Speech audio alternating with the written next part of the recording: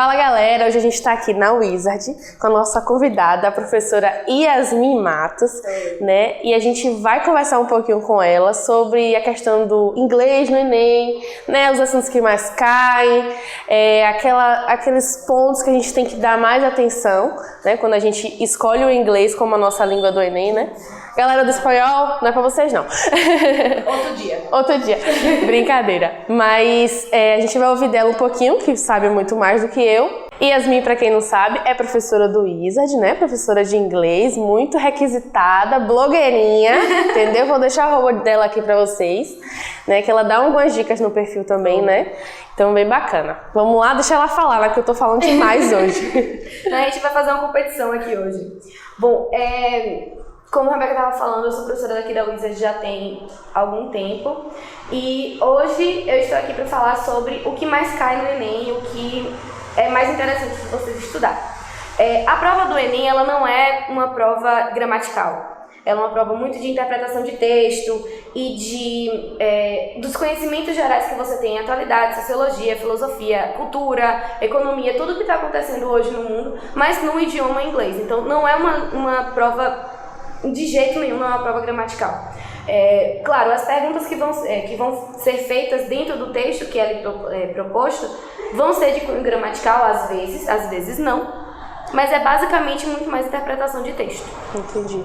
Agora, estamos esperando por algumas mudanças no Enem desse ano. Sim, né? É isso. A gente está, na verdade, a base do meu levantamento de dados foi os Enems passados. Sim. Certo? Foi a prova que eu fiz quando eu entrei aqui no FRB, foi a prova que os meus alunos estão fazendo, no caso, fizeram até ano passado, e é a nossa base de comparação. Sim. Certo? Realmente, esse ano, provavelmente vão ter algumas mudanças no Enem, mas eu acho que para cunho de inglês, sim, não vai ser uma mudança tão drástica, não. Verdade. Até porque, quando a gente fala de gramática no inglês, é uma coisa muito específica, não é algo geralzão.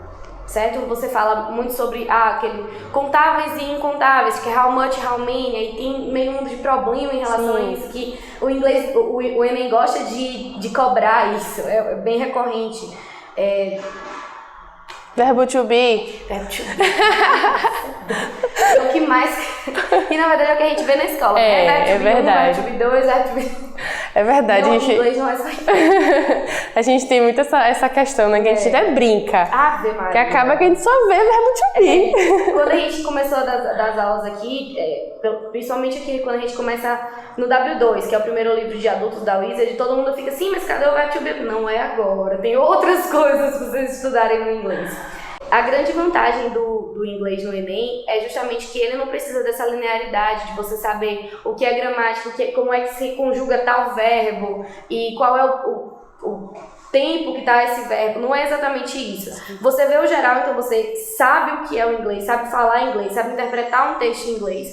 E aí você vai pra frente. Porque normalmente no próprio texto já tem as respostas das perguntas, que é como é utilizado e por aí vai. Outra coisa que o Enem cobra bastante é a capacidade de raciocínio.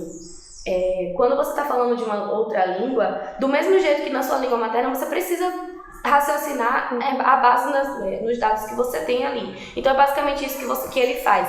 Utiliza a parte da gramática do inglês para fazer você raciocinar e interpretar o texto em inglês. É a única diferença. Então a prova de linguagens como um todo é bem parecido, porque eu acredito que a prova de português também é muito texto. Sim. E é aquela coisa de você ficar lendo e responder 4 questões com um texto só, de várias formas e por aí vai. O inglês também é bastante nesse nível. E aí eu volto para a parte do que estudar quando você está se preparando para fazer o Enem.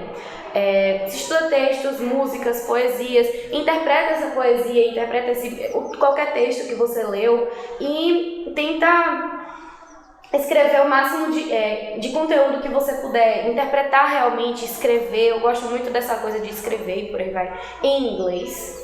Tudo que você achar que aquele texto significa, no caso.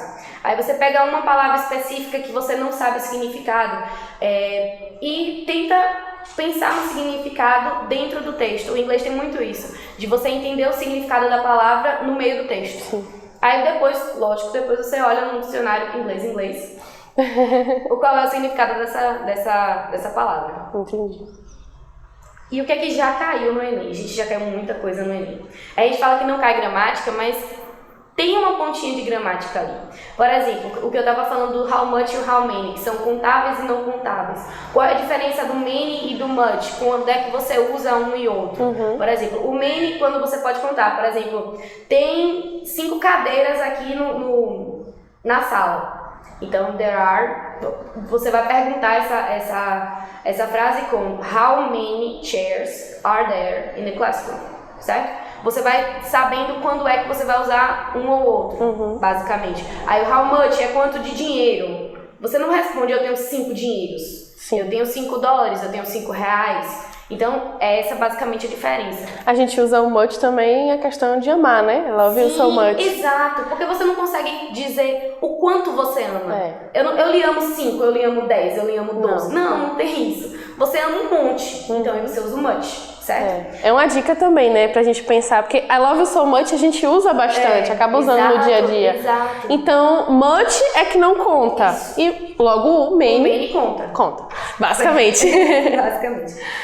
Outra coisa também que cai bastante são os tempos verbais. E aí, é todos. Não é uma coisa específica, é simple past, é simple present, é simple future, mas também é present perfect, past perfect continuous. São várias coisas são vários tempos verbais que entram e que na verdade não dá pra você dizer, esse daqui com certeza vai cair no Enem. Porque normalmente caem vários. Numa prova só, mesmo a que eu fiz, caíram 3 tempos verbais, que foi o present perfect continuous, que é o have you been studying? O ING. Com been. Sim. Tem uma construção que tem todo um processo, dá uma confusão. Aí tem um past perfect continuous também, que é extenso para estudar. E principalmente os condicionais. Os condicionais todo ano caem, que é o might, would, o could, por aí vai. Todos esses condicionais caem uns 2 ou 3 para você interpretar dentro da prova. Rapaz, que bacana, viu, Yasmin? Tem muita coisa que, até pra mim, foi bacana saber, né? Entender um pouquinho de como é cobrado isso no Enem. Nunca parei pra prestar atenção. No meu Enem eu fiz inglês, eu gosto muito de inglês, mas eu não prestei atenção no que realmente caía. Então, só pra gente recapitular, você acha que basicamente a prova de inglês é a interpretação? Interpretação. Número 1. Interpretação é a primeira coisa que é cobrada no Enem, no inglês do Enem. E capacidade de raciocínio e compreensão dentro da língua inglesa. Entendi. Então, novamente, não vale só você estudar gramática, não vale só você estudar um assunto específico, que é, por exemplo, os que eu estou listando aqui. O que vai cair na prova de inglês vai ser interpretação, vai ser a sua capacidade de entender um texto em outra língua. Entendi. E se você pudesse dizer assim, coisas no seu dia a dia para você melhorar a sua interpretação no inglês. Ouvir música, assistir série, filme, tudo em inglês. Isso. Certo? Mas assim, ouvir a música e tentar traduzir. Exato. Tem vários aplicativos, eu uso, eu digo para todos os meus alunos. Aí eles já ficam, teacher, no instante já vai fazer o closing falando sobre quais são os aplicativos que a gente pode usar. Eles já estão sabendo demais. Então já fala alguns aí pra gente, fala pelo menos 3. Quando a gente usa o Spotify, por exemplo, que aí todo mundo tem no celular, a gente baixa o Music's Match. Certo? Eu acho que vai ter aqui embaixo aqui como é que vai escrever, viu? Esse aplicativo ele vai abrir uma pop-up no seu celular que vai aparecer a letra da música que você estava cantando, gente. Você vai ter um karaokê no seu celular. Meu Deus. Me diga, você vai melhorar tanto a sua capacidade de ouvir e ler, quanto a sua capacidade de falar, porque você vai soltar a sua voz. Claro. Tem que soltar a sua voz, mesmo que você seja tão bonitinha que é por exemplo que eu faço. Aí você solta em casa, não precisa ser no meio da rua. No meio da rua é ótimo. Ninguém tá te julgando, passa correndo, ninguém nem vê. É ótimo. Mas é isso. Segundo aplicativo. Netflix. Por que Netflix? Por exemplo, eu amo assistir Friends. Eu assisto Friends pelo menos 2 vezes por ano, todas as 10 temporadas. Não acredito! Essa é fã, velho. Foi a primeira série que eu assisti em inglês, então assim, eu amava assistir, amava. E aí todo ano eu faço como se fosse um período de, é aquela comfort series que a gente aquece o coraçãozinho, que a gente sabe o que vai acontecer, não vai dar susto, por exemplo, em Grey's Anatomy, por exemplo. E a gente toma assim, meu Deus do céu, o que vai acontecer? Friends é uma coisinha mais de boa, que você sabe o que vai acontecer e você cria um carinho muito grande pelos personagens. E qual é a vantagem de assistir, por exemplo, Friends e séries de comédia em geral na Netflix? Eles têm legenda em inglês. Quando você tá aprendendo inglês, eu sempre tô falando, assista filme legendado, assista filme legendado. Beleza, assista filme legendado.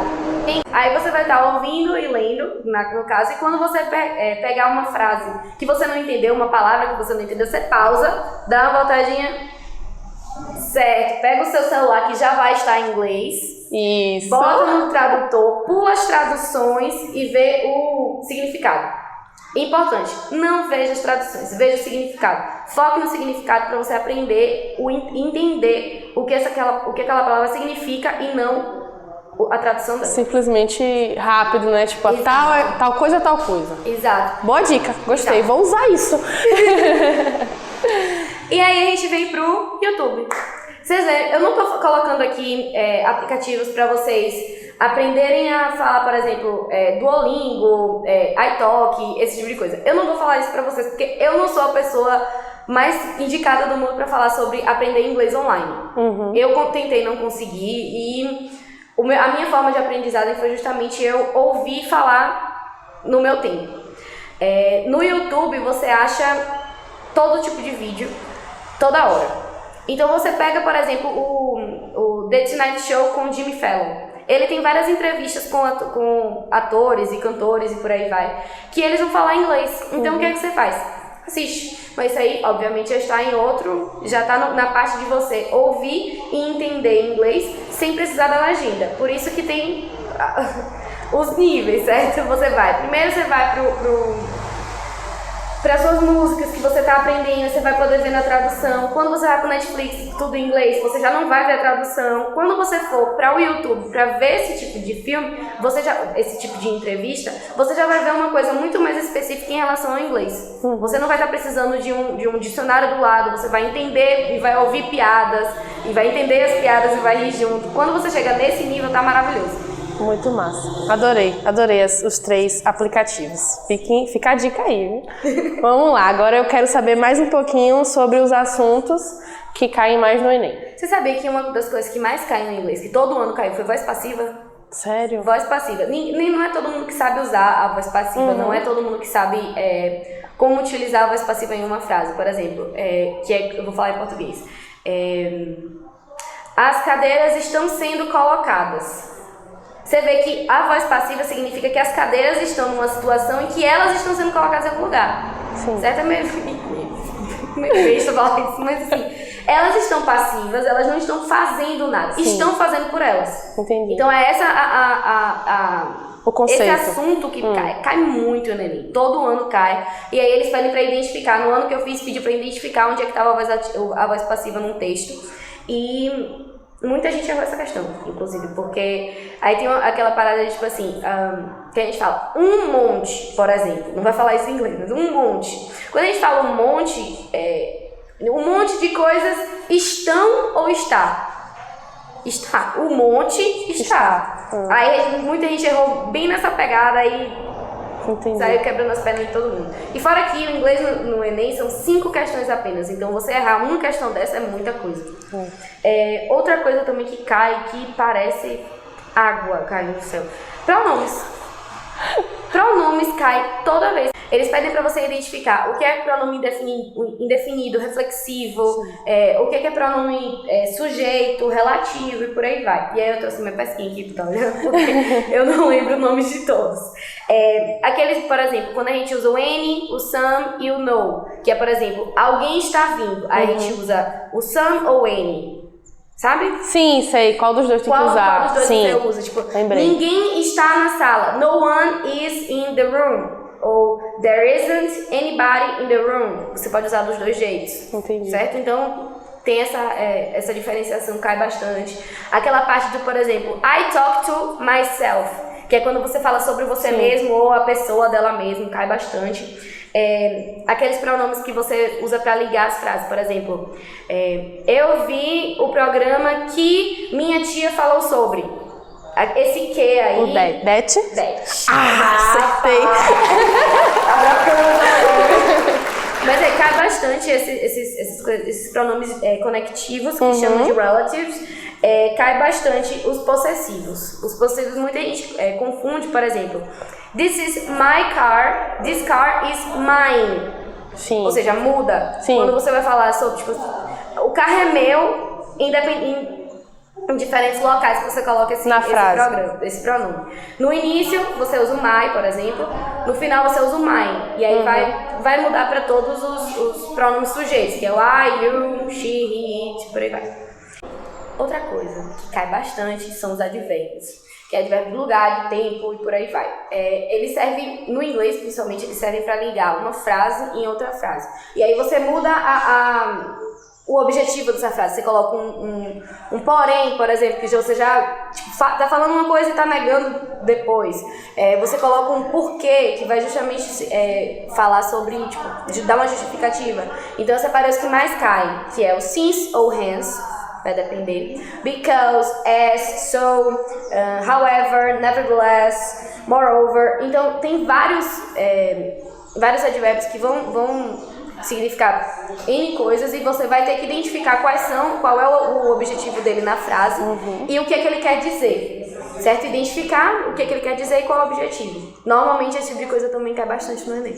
Muito massa. Então, vamos recapitular, fazer uma rebobina e aí só elencar tudo que a gente falou aí, principal de gramática e principal de prova mesmo. Certo. Principal de prova, interpretação de texto, capacidade de raciocínio e interpretação dentro da prova toda. 5 questões, vários textos em que você precisa interpretar eles. Na parte de gramática, o que é que já caiu? A diferença entre how many e how much, tipos de pronomes, quais são os tempos verbais e como é que utiliza eles, palavras de ligação, que é a linking words, e voz ativa, ou voz passiva. Show de bola. Muito bom. Eu espero que vocês tenham gostado muito desse vídeo, que eu aprendi muita coisa que já vou colocar no meu dia a dia para melhorar o meu inglês. E eu só tenho a agradecer a você, Yasmin, por estar aqui com a gente para esse vídeo. A Wizard, que é uma instituição que eu amo e que, para mim, o método deles de ensinar é o melhor, E, claro. E é isso, galera. Muito obrigada a todo mundo que assistiu, E coloquem as dicas em prática, não só para esse Enem, para quem vai fazer Enem no ano que vem, tá bom? E para a vida aí de vocês, Porque o inglês é muito importante. Muito, para todo mundo. Se eu pudesse dizer assim, todo mundo tem que aprender inglês, é uma realidade. Fala que é muito gostoso, né? É verdade. São 2 línguas, pô. Muito chique. Imagina tu assistir um filme sem legenda, cara. Eu vou chegar nesse nível. Eu vou chegar. É ótimo, inclusive. É isso, galera. Muito obrigada a vocês. Até mais. Tchau.